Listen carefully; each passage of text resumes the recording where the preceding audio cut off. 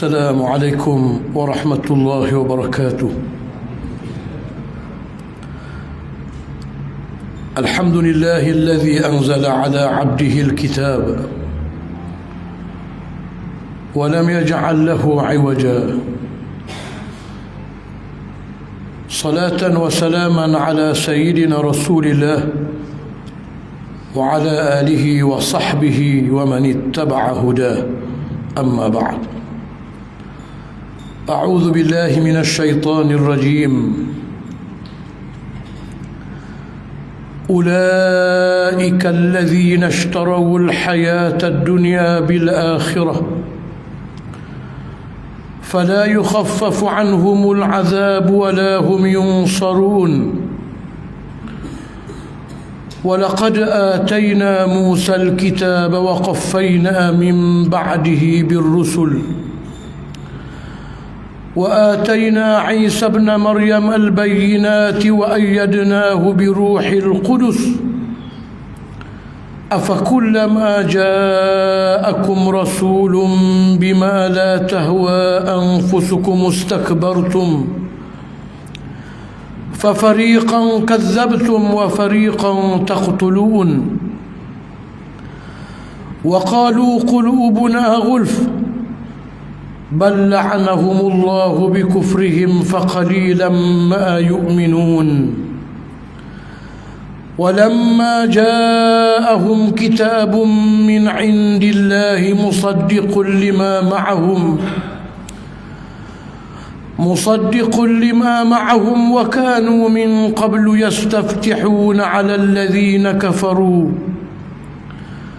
فلما جاءهم ما عرفوا كفروا به فلعنة الله على الكافرين. بئس ما اشتروا به أنفسهم أن يكفروا بما أنزل الله بغيا أن ينزل الله من فضله على من يشاء من عباده فباءوا بغضب على غضب وللكافرين عذاب مهين. Firman Allah Ta'ala yang bermaksud, mereka itulah orang-orang yang membeli kehidupan dunia dengan menolak kebahagiaan akhirat, maka tidak akan diringankan azab siksa daripada mereka, dan mereka pula tidak akan diberikan pertolongan. Dan sesungguhnya kami telah memberikan kepada Musa kitab Taurat, dan kami susulkan sesudahnya dengan beberapa orang rasul, dan kami berikan pula kepada Isa bin Maryam beberapa mukjizat yang jelas lagi nyata, serta kami kuatkan dia dengan Ruhul Qudus. Maka patutkah setiap kali datang kepada kamu seorang rasul membawa sesuatu yang tidak disukai oleh hawa nafsu kamu angkuh takabur, sehingga kan sebahagian dari rasul-rasul itu kamu dustakan, dan sebahagian yang lain pula kamu tergamak membunuhnya. Dan mereka berkata kepadamu, wahai Muhammad sallallahu alaihi wasallam, hati kami tertutup, yakni tidak dapat menerima lagi seruanmu. Sebenarnya bukanlah begitu. Bahkan Allah telah melaknat mereka disebabkan kekufuran mereka. Maka amat sedikitlah kalangan mereka yang beriman. Dan ketika datang kepada mereka sebuah kitab, yakni Al-Quran dari Allah, yang membenarkan apa yang ada pada mereka, yakni Taurat, sedang mereka sebelum itu juga sentiasa memohon kedatangan Nabi Muhammad sallallahu alaihi wasallam untuk mendapat kemenangan ke atas orang-orang kafir musyrik. Namun setelah datang kepada mereka apa yang mereka sedia maklumi itu, mereka tergamak mengingkarinya. Maka laknat Allah lah menimpa orang-orang yang kafir itu.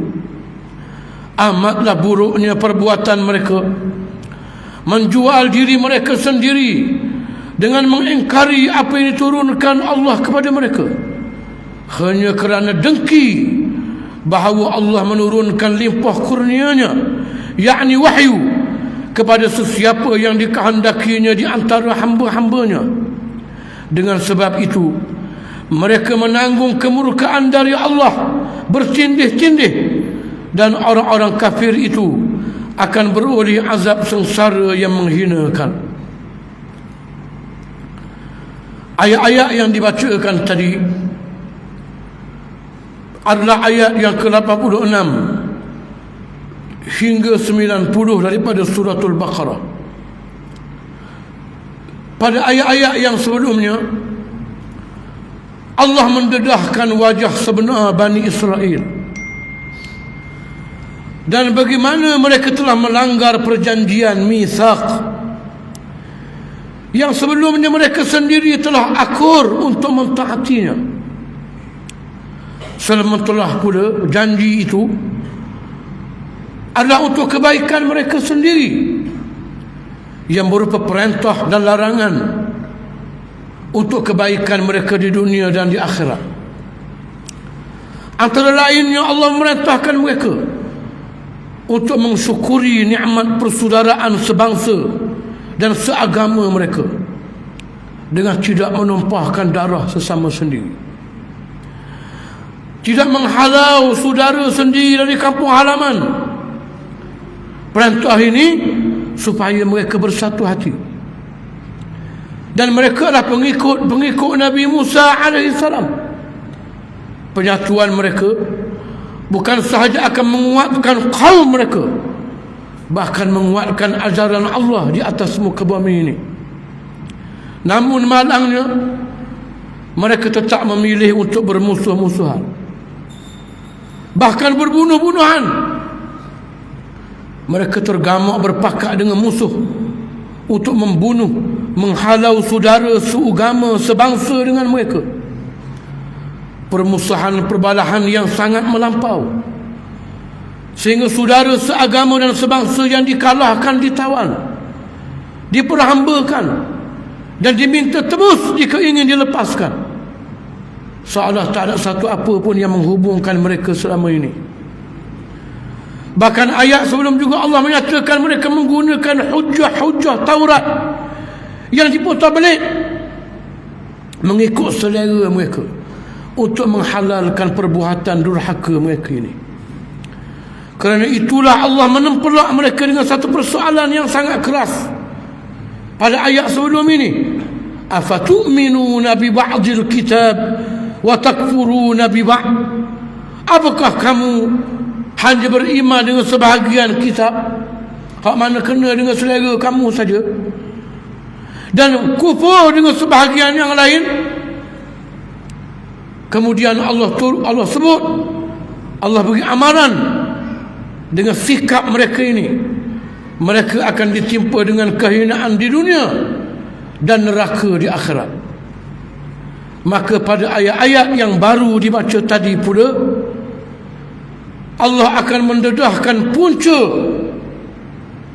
kenapa mereka jadi macam ini, kenapa mereka tergamak mengingkari semua janji-janji dengan Allah.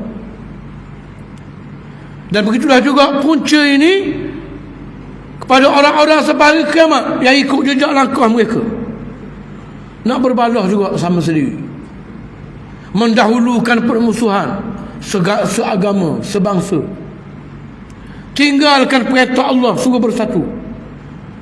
Punca yang sama, kerana dunia ini ibarat pentas, pelakonnya adalah spesies yang sama, orang dia lain-lain, manusia juga. Maka sejarah berulang. Sebab itu Allah Ta'ala sebut sejarah. Sebab itu pentingnya belajar sejarah. Yang baik dijadikan teladan, yang buruk dijadikan sempadan. Ini yang buruk. Firman Allah Ta'ala, ulaika allazina ishtarawul hayatad dunya bil akhirah. Mereka itulah orang-orang yang tergamak membeli kehidupan dunia dan segala kesenangannya dengan meninggalkan perintah Allah yang membawa bahagia di akhirat. Allah Ta'ala guna perkataan ishtarau. Dalam bahasa Arab ada beberapa perkataan yang diistilahkan dengan al-adzad. Al-adzad, perkataan yang mempunyai makna yang berlawanan. Antaranya ishtarau dalam ayat ini, ulaika allazina ishtarau al-hayata ad-dunya bil akhirah. Mereka jadi begitu tergamuk, melanggar janji mereka dengan Allah kerana mereka ishtarau dari perkataan asyara'. Asyara' ada dua makna, membeli dan menjual. Satu perkataan maknanya berlawanan. Orang Arab guna perkataan asyara' dengan maksud membeli, gunakan juga dengan makna menjual. Satu perkataan ada dua makna yang berbeza, bahkan bukan sekadar berbeza, berlawanan. Dalam kalimah Arab Quran banyak benda ini. Antaranya as'as, wal-laili idza as'as, demi malam apabila dia as'as. As'as maknanya gi dan mari. Gi pun orang Arab panggil as'as, mari pun orang Arab panggil as'as. Satu perkataan ada dua makna yang berlawanan. Di antaranya al-khuru', al-qar'u ataupun al-qur'u. Al-qur'u yang beri makna suci dan juga haid, seperti mana firman Allah Ta'ala, wal mutallaqatu yatarabbasna bi anfusihinna thalathata quru'. Perempuan-perempuan yang diceraikan nak berkahwin pula, maka dia perlu menunggu 3 quru'. Quru' adalah maknanya haid. Quru' juga orang Arab kata maknanya suci. Sebab tu berlaku khilaf di kalangan ulama-ulama fiqh. Antara juga perkataan maula. Maula beri makna tuan, sayyid. Maula juga beri makna abd, hamba, mamluk. Maka ishtarau, syarak, maknanya beli pun syarak, jual pun syarak juga. Kerana apa? Kerana sama. Orang yang membeli, beri benda yang paling berharga yang ada dengan dia, petis. Orang menjual, beri benda yang berharga yang ada pada dia, barang. Hak ni beri petis, hak ni beri barang. Hak beli boleh barang, hak berjual boleh petis. Oleh kerana perbuatan ni sama, lebih kurang. Bahkan sebelum adanya petis, ada mata wang, sistem barter, orang tukar barang. Tukar beras dengan kain, tukar besi dengan beras, macam-macam. Maka oleh kerana maknanya begini, kalangan mufassirin menafsirkan makna ishtarau dalam ayat ini dengan 3 tafsiran. Yang pertamanya, mengutamakan, melebihkan orang-orang yang tergamak melanggar perintah Allah, macam Yahudi ini. Puncanya apa? Kerana dia mengutamakan dunia, melebihkan dunia berbanding dengan akhirat. Dan ini adalah tafsiran Qatadah, Ibnu Katsir, As-Suyuti dan As-Sa'di rahimahumullah.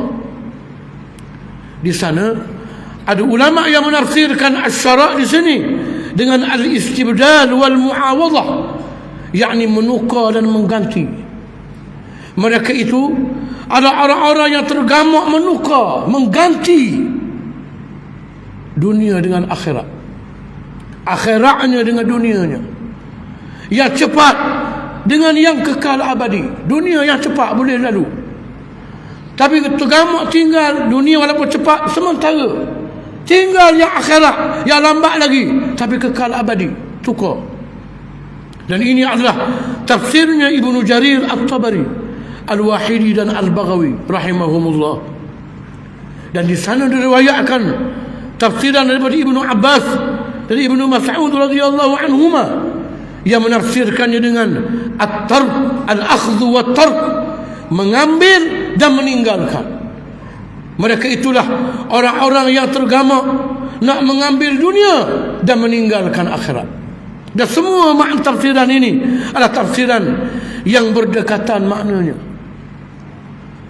Orang-orang yang tergamak mengambil dunia dan meninggalkan akhirat, mengutamakan habuan dunia, melebihkannya di atas habuan akhirat. Mereka inilah orang-orang yang tergamak durhaka pada perintah Allah. Ini punca dia. Padahal orang Arab kata al-yawmu yawman, hari ini walau macam mana banyak sekalipun, beribu-ribu hari, beribu-ribu tahun, nak jadi sikit ada 2 hari je. Yaumud dunya wa yaumul akhirah, hari dunia dan hari akhirat. Adapun hari akhirat seperti yang dikatakan oleh Allah dalam ayat yang lain, wa inna ad-daral akhirata lahiyal hayawan law kanu ya'lamun, sesungguhnya hidup dunia akhiratlah hidup yang sebenar-benarnya. Hidup di akhiratlah hidup yang sebenar-benar hidup, kerana tak ada mati. Apa yang kamu terima di situ adalah milik kamu dan kekal abadi. Kalau nikmat berupa syurga, maka dia nikmat yang tak akan putus, ghairu mamnun, tak akan habis. Dan kalau dia sekiranya azab, maka begitulah juga azab yang tak putus, selama-lamanya dalam azab. Itu akhirat. Ini orang yang hidup ni, mati belaka. Pergi mana orang ini?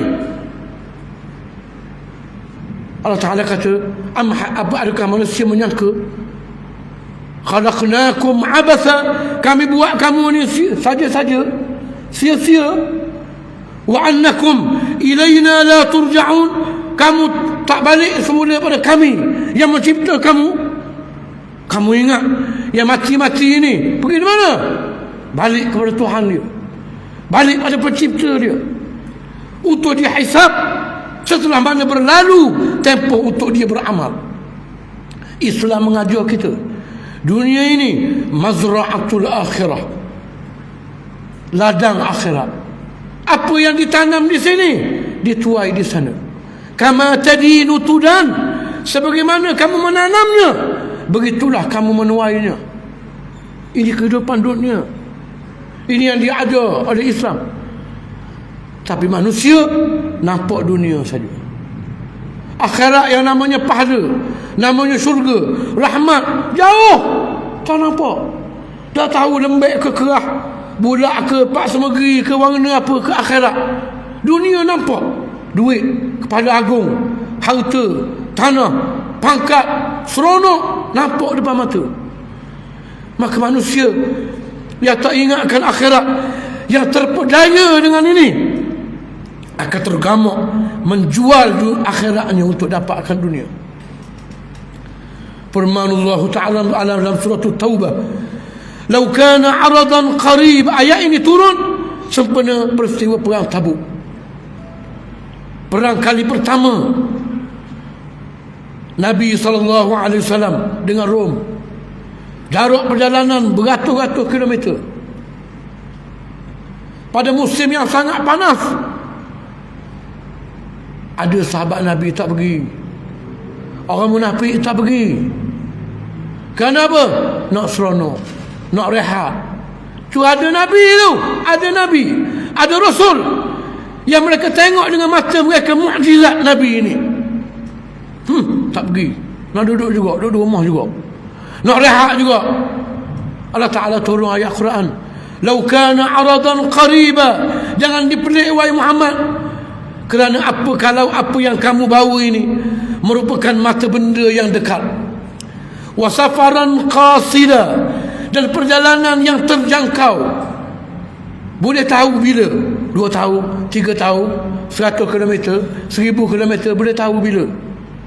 Lattaba'uk, niscaya mesti mereka akan menurutimu. Walakin ba'udat, tapi apa yang kamu bawa ini jauh, siapa tak nampak di mata, tak terjangkau di fikiran.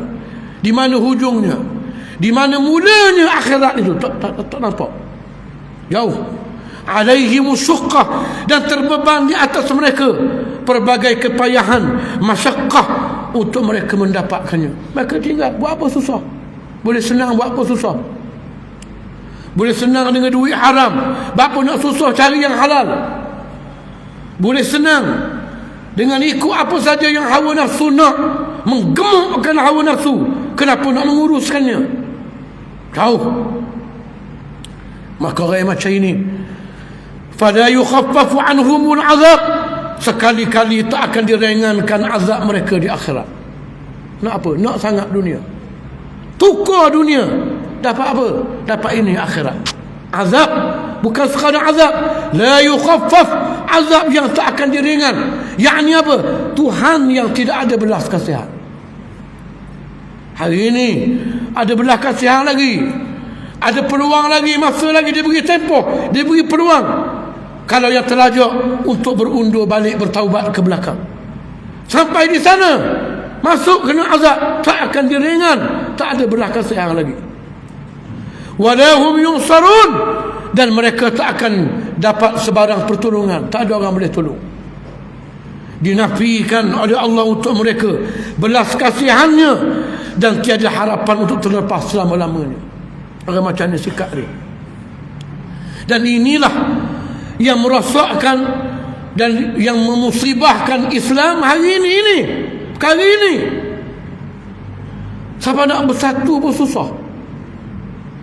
Sama agama, sama bangsa, Quran yang sama, Nabi yang sama. Kenapa? Dunia. Saya sebut dah hari tu, kalau bersatu kena bagi, boleh sikit-sikit seorang. Berasa nak makan sekor. Nak dunia. Dunia nampak besar dunia ini, hebat sangat. Siapa tak sanggup mengalah? Tak tahu mana yang paling penting, mana yang lebih penting, yang utama, mana yang diperlukan oleh umat. Tak perlu. Kenapa? Kerana dunia. Jual dunia dengan akhirat. Dalam hadis yang sahih yang diriwayatkan oleh Abu Daud, yang biasa kita dengar, dari Sauban radhiyallahu anhu, Nabi SAW bersabda, ini bukan manifesto, ini bukan ucapan politik semata-mata, bahkan wahyu seorang Rasul yang tahu umatnya nanti akan hidup tanpa baginda di sisi. Baginda tak ada. Sedang ujian yang melanda mereka dahsyat. Mereka akan bertemu dengan fitnah akhir zaman.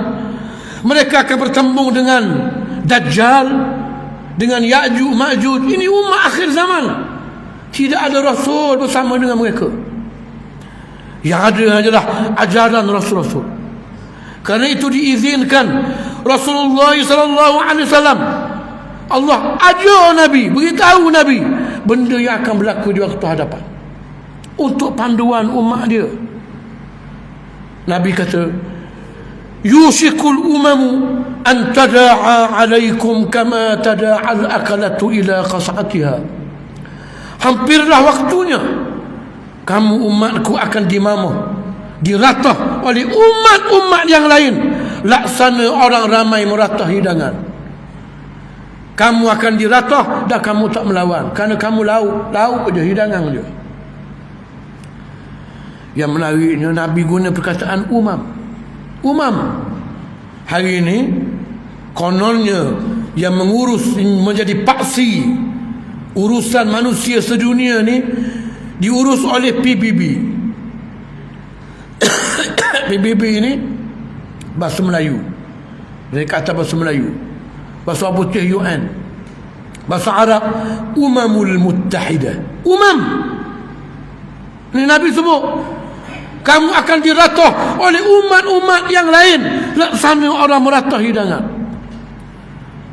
Sahabat Nabi terkejut. Orang mari kepung, mari lawan, mari serang, ni benda biasa berlaku sejak Nabi hidup lagi. Tapi siapa larat umat kita ni jadi macam ke lauk, tak lawang balik, ini pelik. Faqala qailun, lalu salah seorang ni antara mereka berkata, aw min qillatin nahnu yawma idzin ya Rasulullah. Rasulullah, bagaimana berjadi begitu?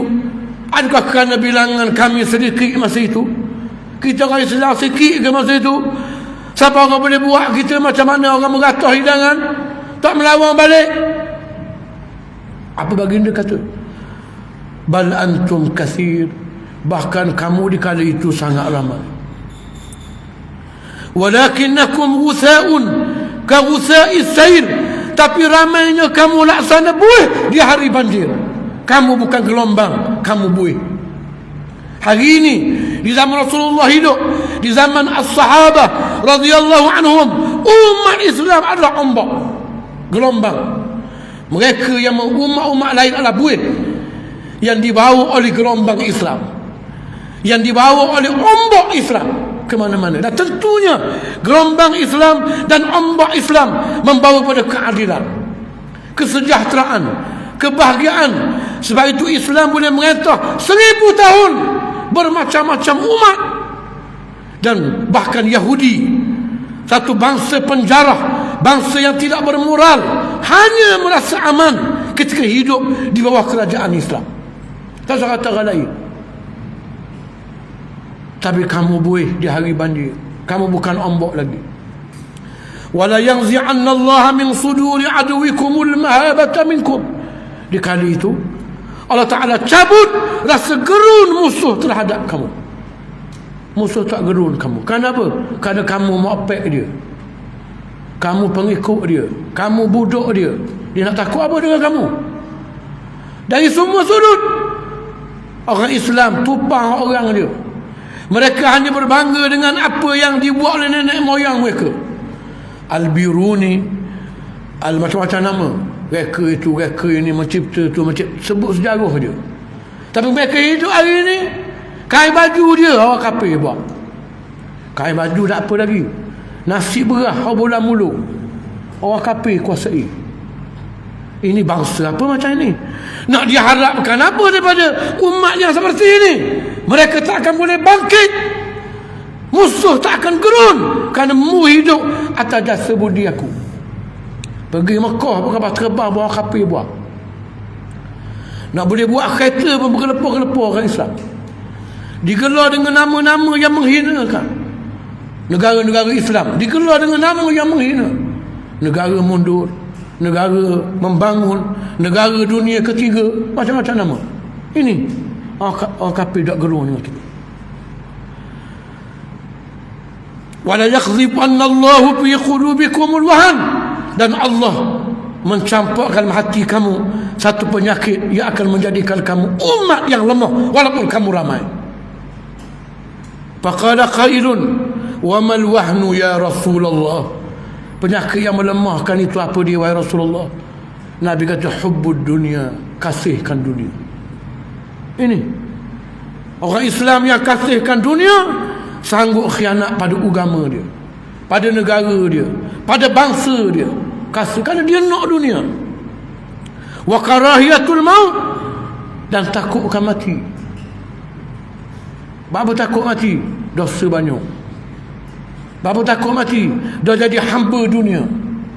Dah rasa dunia ni lah tempat mula dan hujungnya. Dalam hadis Nabi kata, man ahabba liqa Allah, ahabba Allahu liqa'ah. Sesiapa yang suka nak berjumpa dengan Allah, Allah suka nak berjumpa dengan dia. Wa man kariha liqa Allah, kariha Allahu liqa'ah. Siapa dia yang tak suka nak berjumpa dengan Allah ni, takut mati. Mati-mati ni berjumpa dengan Allah, balik pada Allah, tak suka, tak mau balik pada Allah. Kenapa? Kerana Allah juga tak suka nak berjumpa dengan dia. Kalau tak suka berjumpa juga, tentu diazab oleh Allah, diseksa oleh Allah. Maka ini amaran Nabi. Amaran ini bersambungan dengan ayat ini. Itu yang berlaku pada Bani Israel. Sukakan dunia, jual dunia dengan akhirat, maka akhirnya jadi hina di dunia dan celaka di akhirat. Setelah itu Allah mendedahkan pula bagaimana perilaku Bani Israel secara spesifik. Bagaimana sikap yang dikatakan mereka mengutama, menukar dan mengambil dunia di atas akhirat. Firman Allah Ta'ala, wa laqad atayna Musa al-kitab. Dan sesungguhnya, sebagai contohnya, bagaimana bangsa ini menukarkan akhirat dengan dunianya. Tatkala kami berikan kepada Nabi Musa AS kitab Taurat. Nabi Musa AS Rasul ulul azmi, Rasul yang 25 ini disebut dalam Quran, darjah mereka tak sama di antara satu sama lain. Tilka firmanullah Ta'ala, tilka rusul faddalna ba'dahum ala ba'd. Itulah dia gerombolan rasul-rasul kami, gerombolan rasul-rasul kami, macam-macam nama, alaihimus salatu wassalam. Sebahagiannya kami tinggikan derajatnya di atas sebahagian yang lain.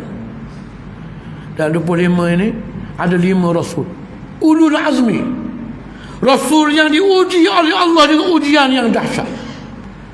Namun mereka ulul azmi, ada keazaman yang kuat, semangat jihad yang tinggi. Firmanullah Ta'ala, fasbir kama sabara ulul azmi minar rusul. Bersabarlah kamu wahai Muhammad SAW dalam perjuangan ini, seperti mana sabarnya rasul-rasul ulul azmi. Siapa dia ulul azmi? Nabi Nuh alaihi salam, beratus tahun, dekat 1000 tahun berdakwah, siang dan malam, tak pernah putus asa wala sekali pun. Sehingga akhirnya tak tahan dah kat 1000 tahun dah, anni maghlubun fantasir, ya Allah, aku telah dikalahkan dengan sikap keras kaumku ini, maka tolonglah aku. Tenggelam sebutir dunia, tenggelam. Kemudian Nabi Ibrahim alaihissalam, Abul Anbiya, bapa Nabi-Nabi. Nabi Musa alaihissalam, Nabi Isa alaihissalam, dan penghulu mereka semua Muhammad sallallahu alaihi wasallam. Musa bin Imran, Nabi Musa anak kepada satu orang yang saleh di kalangan Bani Israel, Al-Lawiyin. Dia ini keturunan Lawi, Lawi bin Ya'qub, anak ketiga Nabi Ya'qub alaihissalam. Imran, dia bukan dalam surah Ali Imran tu, Imran ayah Siti Maryam, nama sama. Imran ayah Nabi Musa yang ini. Isterinya nama Yukabid. Kita tahu ceritanya. Setelah Nabi Yusuf alaihissalam membawa semua Bani Israel berpindah ke Mesir, hidup dengan aman damai. Akhirnya marilah ujian Allah. Bani Israel yang merupakan non bumi putra di Mesir, akhirnya dizalimi oleh bumi putra lah kita kata, oleh Qibti, oleh Fir'aun yang mengaku menjadi Tuhan. Bila buat zalim sangat, orang yang buat zalim ni jangan ingat dia hidup lena, tak tidur malam kot dia. Allah Ta'ala jadikan hidupnya takut dengan bayang-bayang sendiri, sehingga Fir'aun bermimpi keluar api daripada Baitul Maqdis. Baitul Maqdis ialah perkampungan asal Bani Israel, kampung Nabi Ya'qub alaihissalam. Api ini mari ke negeri Mesir, membakar semua rumah orang-orang Qibti, bangsa Fir'aun. Namun tidak sentuh sedikit pun rumah-rumah Bani Israel. Tanya ahli sihir, tukang-tukang tafsir mimpi di kalangan ahli sihir, Tok Nujum kata, tuanku Datuk Seri Fir'aun, mimpi ini menunjukkan akan berlaku kebangkitan di kalangan Bani Israel untuk menentang Datuk Seri. Dah tak lama lagi mereka akan diketuai oleh seorang di kalangan mereka. Yang nak mengetuai ini beranak dah sekarang ni, lahir dah. Maka di kala itu Fir'aun buat keluar undang-undang yang kita sebut awal, bunuh anak-anak lelaki yang lahir. Ribuan anak-anak lelaki Bani Israel dibunuh dengan zalim, hanya kerana untuk mempertahankan kerajaan yang zalim. Allah menyelamatkan Nabi Musa. Ibunya dengan wahyu daripada Allah menghanyutkan Nabi Musa Sungai Nil, sehingga akhirnya sampai ke rumah Fir'aun. Akhirnya Fir'aun bela orang yang akan menjatuhkan kerajaan dia. Kemudian Nabi Musa alaihissalam, oleh kerana dia seorang bakal Rasul, bijaksana, melihat kekejaman Fir'aun, dia tak termakan dengan budi Fir'aun. Ada setengah kita ni makan budi, Allah, dia beri pitih RM300. Terus saya nak lawang dia. Dia beri kain batik. Kalau saya nak lawang dia. Ni jual dunia dengan akhirat. Nabi Musa tak begitu. Bahkan Nabi Musa buat gerakan underground, bawah tanah, bersama dengan Bani Israel, merancang nak keluar daripada kezaliman ini. Bila Nabi Musa keluar ke jalan raya, berjalan, ada beberapa orang Bani Israel yang naik seh dengan ucapan Nabi Musa. Bawah tanah ni, gerakan bawah tanah, senyap-senyap dalam bahasa politik dia bagi gerakan bawah tanah. Bukan duduk bawah tanah, sungguh gerakan sulit. Ada yang naik seh. Akhirnya Nabi Musa berjumpa tengah jalan, tengah bergocoh dengan Kipti. Nak berlawang dah, berani dah berlawang, nak bergocoh, minta tolong dengan Nabi Musa. Nabi Musa pun tapau rebah, mampu seluruh Kipti itu. Dan Nabi Musa menyesal, kerana ini bukan tujuannya. Tujuan dia nak bawa islah, reform. Bunuh orang ini bukan reform. Tengah-tengah menyesal begitu, keluar ke jalan raya budak esok. Hak kemarin itu nak gocok budak sekali lagi. Dah tolong dengan Nabi Musa sekali lagi. Nabi Musa kata tak boleh, mu ni ngaruh. Dia minta tolong juga. Kalau bahasa kita juga, Musa, jangan ceramah saja sedap. Mari, tolong saya, timbuk orang ni seorang lagi. Akhirnya orang Kipti itu kata, wahai Musa, apa yang kamu nak bawa ni bukan kebaikan. Kalau macam ini permusuhan, ini merupakan merosakkan di atas muka bumi. Dan Musa pun tak jadi. Balik ke rumah, orang mari kabur, polis cari, polis Firaun cari. Nabi Musa AS pun melarikan diri ke sebelah timur, sehingga sampai di Madian, berjumpa dengan seorang lelaki yang saleh, Syuaib. Bukan Nabi Syuaib. Nabi Syuaib, Nabi Arab, jarak dengan Nabi Musa jauh. Syuaib namanya, lelaki saleh yang beriman dengan ajaran tinggalan Nabi Ibrahim AS.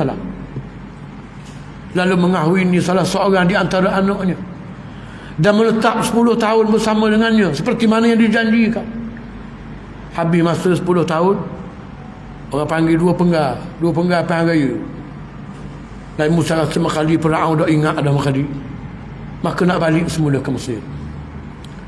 Siapa tengah jalan dekat lembah tua Turu Saina, baginda dilantik oleh Allah menjadi Rasul dan diarahkan untuk berdakwah kepada Firaun dan kaumnya supaya beriman pada Allah. Nabi Musa AS berjuang bertahun-tahun, berjuang, bukan sekadar berhadap dengan Firaun dan juga konco-konconya, juga berhadapan dengan Bani Israel yang sikapnya dekil dan bermacam-macam perangai hudud. Akhirnya Nabi Musa AS bawa Bani Israel menyeberangi Laut Merah. Terbelah Laut Merah dengan mukjizat Allah, menyelamatkan Bani Israel. Selepas mereka terselamat, Firaun ditenggelamkan, dihapuskan. Allah Ta'ala perintah Nabi Musa bermunajat 40 malam. Kemudian diturunkan kitab Taurat sebagai panduan untuk memerintah, kerana dah ada kerajaan sendiri, dah ada pengikut sendiri. Kerajaan lama dah dikalahkan. Walaqad atayna Musa al-kitab, dan demi sesungguhnya telah kami berikan kepada Musa al-kitab, yakni Taurat. Wa qaffayna min ba'dihi bir-rusul, bahkan bukan dia seorang saja utusan kami untuk Bani Israel, kami susulkan sesudahnya dengan beberapa orang Rasul lagi. Bahkan Bani Israel di antara kaum yang paling ramai Rasul dan Nabi di kalangan mereka. Nikmat Allah untuk mereka. Ada di antara mereka yang Allah Ta'ala sebutkan nama-namanya, ceritakan kisahnya. Ada di antara yang ramai yang tak diceritakan kisahnya, seperti mana firman Allah, minhum man qasasna alaik wa minhum man lam naqsus alaik. Wahai Muhammad, Rasul Nabi itu ramai, sebahagiannya kami ceritakan pada kamu, sebahagian lebih banyak lagi kami tak ceritakan pada kamu. Di antara Nabi-Nabi itu Lepas Nabi Musa, utuh lagi Nabi, utuh lagi Nabi. Qafaina, kami susulkan selepas Musa Nabi-Nabi yang lain, yang ramai, untuk mendidik kamu, memandu kamu. Dalam hadis yang sahih yang diriwayatkan oleh Al-Imam Al-Bukhari, Nabi kata, sesungguhnya Bani Israel itu tasusuhumul anbiya, yang menjadi ahli politik, memimpin mereka untuk urusan dunia dan akhirat mereka, urusan dunia dan agama mereka, nabi-nabi mereka. Kullama halaka nabiyyun khalafahu nabi, tiap-tiap kali mati nabi itu diganti dengan nabi yang lain. Bukan ulama, bukan tok guru, diganti dengan nabi yang lain, rasul yang lain. Di antara nabi-nabi itu Nabi Yusha' bin Nun, Nabi Samuel, Nabi Daud. Ini kemuncak kekuasaan dan kemuliaan Bani Israel. Kemudian anaknya Nabi Sulaiman, Nabi Ilyas, Nabi Ilyasa, Nabi Yunus, Nabi Zakaria dan Nabi Yahya alaihimus salatu wassalam. Dua yang kemudian ini syahid, dibunuh oleh bangsa mereka sendiri. Kami lantik Musa menjadi Rasul. Kami berikan kepada dia kitab Taurat.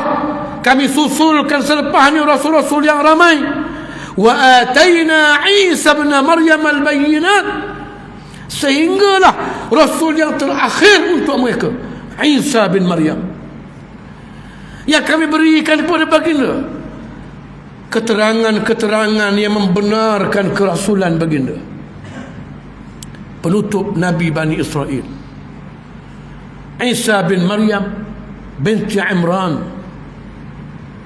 alaihimus salatu wassalam, bangsawan Bani Israel, Nabi Isa, keturunan Nabi Daud, Nabi Sulaiman, keturunan kerajaan. Imran bernama, isterinya bernama Hannah, mandul, tak ada anak, bermunajat pada Allah. Orang beriman tak berhenti munajat. Orang beriman tak percaya doktor 100%, obat Panadol, pil semua sekali. Ini wasilah, semuanya milik Allah. Walillahi mulkus samawati wal ard, milik Allah apa yang ada di langit dan di bumi. Kalau tak ada anak, Allah tak beri, itu saja. Kemudian dia berdoa pada Allah dan bernazar, kalau diberi anak, dia nak serahkan anak dia menjadi khadam di rumah Allah. Hajat di hatinya anak lelaki, padan dengan kerja itu.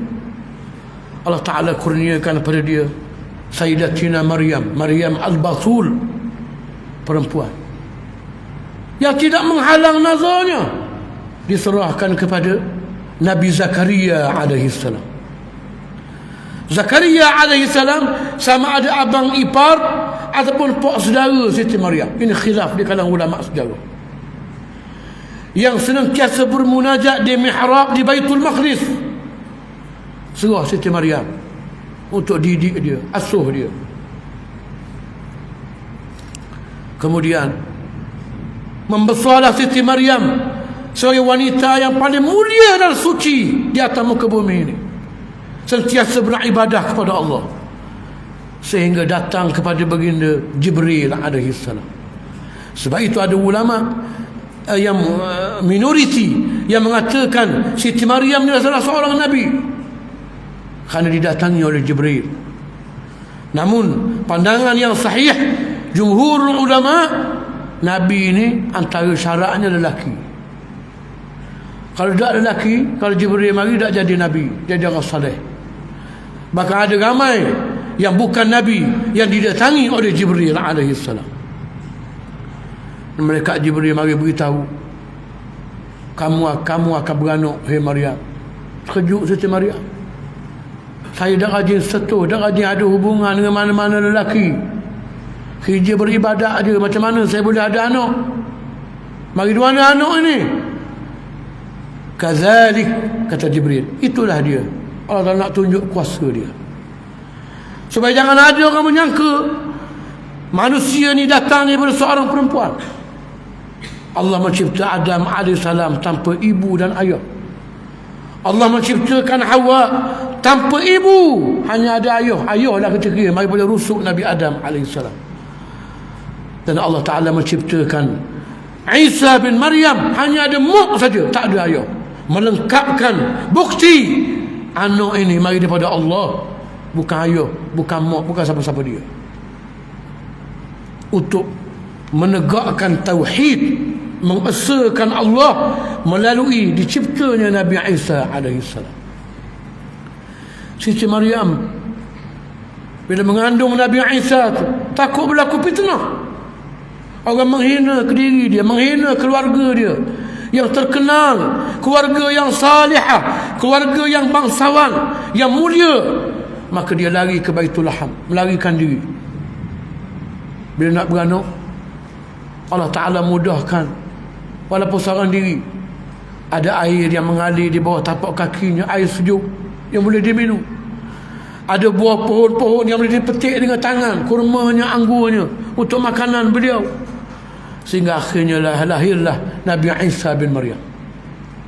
Bila lahir, berlaku sungguh orang fitnah, kata anak zina. Allah Ta'ala berikan mukjizat. Nabi Isa AS bercakap dalam buayan lagi, Inni Abdullah, aku adalah hamba Allah yang diberikan oleh Allah, dijadikan oleh Allah sebagai tanda kekuasaannya. Maka membesarlah Nabi Isa AS sebagai bukti kebesaran Allah di atas muka bumi ini. Dilantik menjadi Rasul, diberikan pada baginda kitab Injil, diberikan bayinat, mukjizat yang hebat, membentuk burung dengan tanah liat. Baginda tiup, burung itu hidup menjadi burung. Mengubati penyakit yang tak boleh diubati sampai tengah malam ini, buta dan sopak. Hari ini manusia ada macam-macam teknologi, macam-macam kehebatan, kebijaksanaan, ilmu perubatan. Tak ada lagi orang boleh berubat orang buta. Jadi celik semula. Orang rabung boleh lah makan dia pakai spek mata. Kalau buta ni buta sampai sudah. Dan tak akan ada orang boleh buat benda ni. Sebab tu dipanggil mukjizat. Kalau ada orang boleh buat, qamah Nabi Isa, dah jadi mukjizat lah, maka percayalah, dah akan ada ilmu sampai kiamat boleh ubat penyakit ini, buta, sopak. Bahkan Allah Ta'ala berikan mukjizat boleh menghidupkan orang yang sudah mati. Nabi Isa bin Maryam.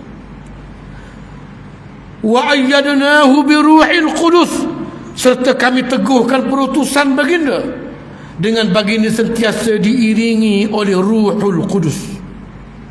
Para ulama berselisih pendapat tafsir Ruhul Qudus ini. Ruh maknanya ruh, Qudus suci, ruh yang suci.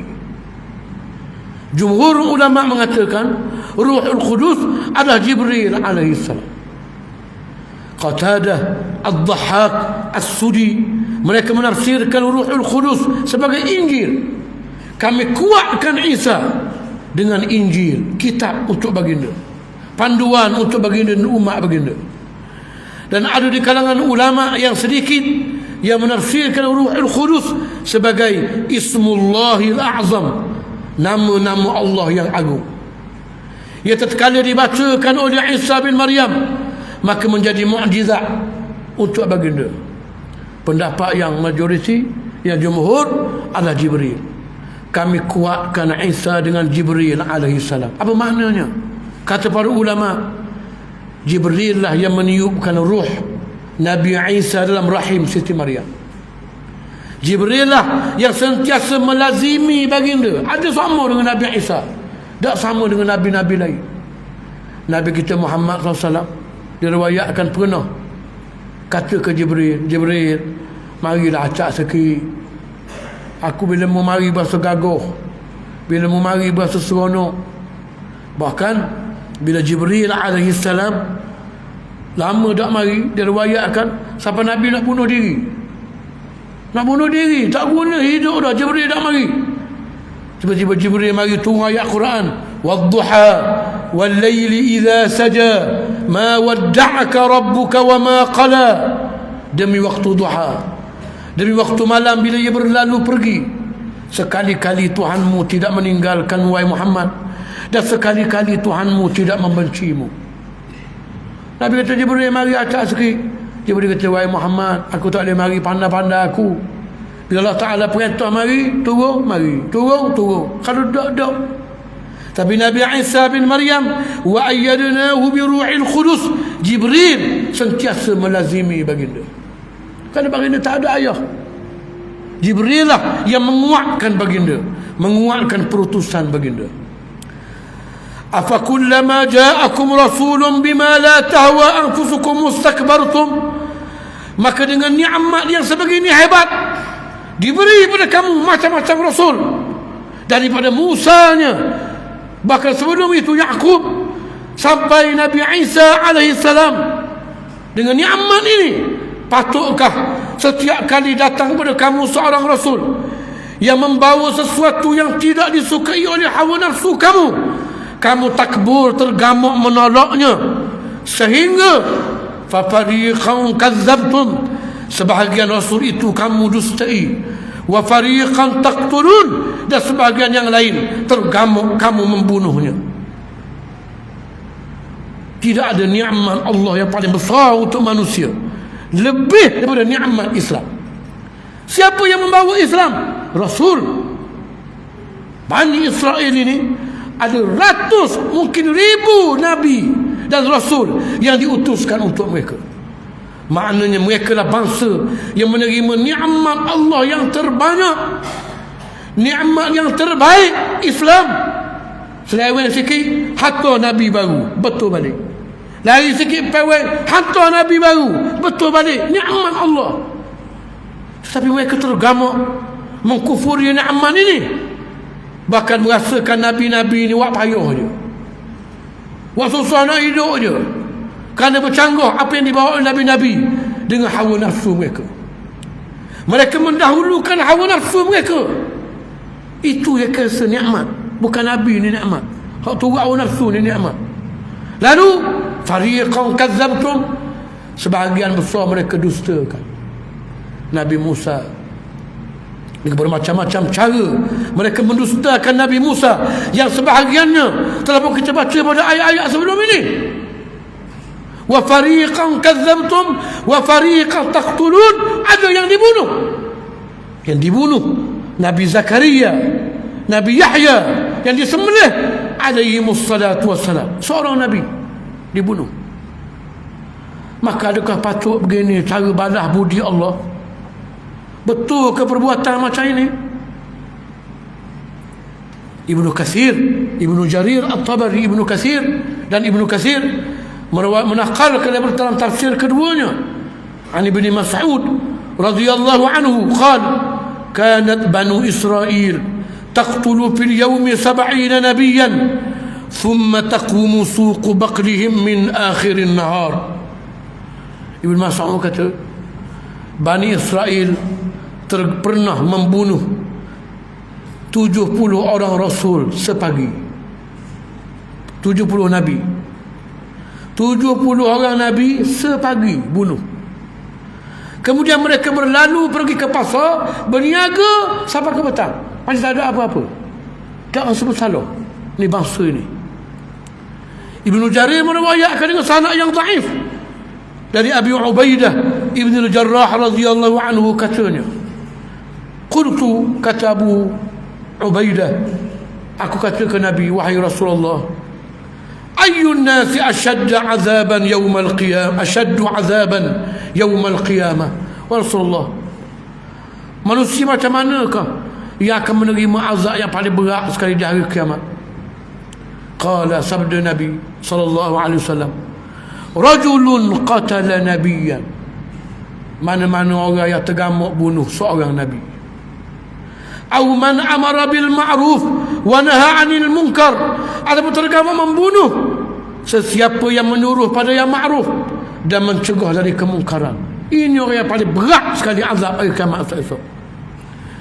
Thumma qara'a Rasulullah, lalu kemudian baginda nak menguatkan kata-kata baginda ini, membaca firman Allah, innal ladzina yakfuruna biayatillah wa yaqtuluna an-nabiyyina bighairi haqq, sesungguhnya orang-orang yang kufur dengan ayat-ayat Allah dan tergama membunuh para nabi dengan tanpa ada alasan yang sebenar. Baginda baca ayat ini, kemudian baginda menutupnya dengan bersabda, ya Aba Ubaidah, wahai Abu Ubaidah, qatalat Banu Israel 43 nabiyan. Bani Israel pernah membunuh 43 orang nabi, min awalin nahar, sepagi, fi sa'atin wahidah, sepagi bunuh puluh-puluhan nabi. Ini bangsa yang celaka. Kemudiannya Allah mendedahkan lagi alasan bohong yang menzahirkan sifat khuduh Bani Israel, khuduhnya Yahudi, tatkala mereka menolak dan mengkufuri pula ajaran Rasulullah sallallahu alaihi wasallam. Insya-Allah kita sambung pada pengajian yang akan datang. Wallahu alam. Subhanakallahumma wa bihamdik, asyhadu an la ilaha illa anta, astaghfiruka wa atubu ilaik. Wa sallallahu ala sayyidina Rasulillah wa ala alihi wa sahbihi ajma'in. Wassalamu alaikum warahmatullahi wabarakatuh.